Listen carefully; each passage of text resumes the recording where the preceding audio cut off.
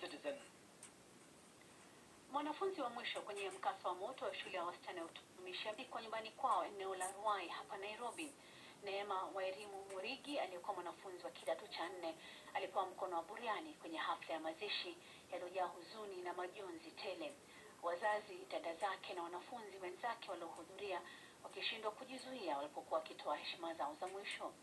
Ben Kirui alihudhuria mazishi hayo.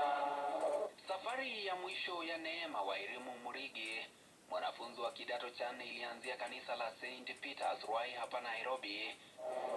Mamia ya waombolezaji wakijiunga na familia, jamaa na marafiki kumpa mkono wa buriani Neema. Huzuni, machozi na majonzi tele yalidhihirika wazi nyusoni mwa waombolezaji. Nyoyo zilijaa uzito usiosemezeka. Wazazi wake Neema walimkumbuka mwanao wa pili kati ya wasichana watatu kama binti aliyejaza familia yao na neema, upendo na raha tele. Kifo chake cha ghafla kikiwavunja na kusononesha nyoyo zao. We thank you for the beautiful moments and precious memories we shared with you.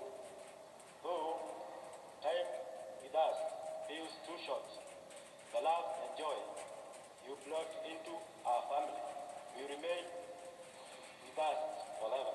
Dada zake wawili Stella na Abi walilemewa na majonzi, hisia kali na uchungu mwingi ukiwatawala walipokuwa wakisoma heshima zao za mwisho na kumbukumbu za maisha walioishi na Neema. Hard to understand why such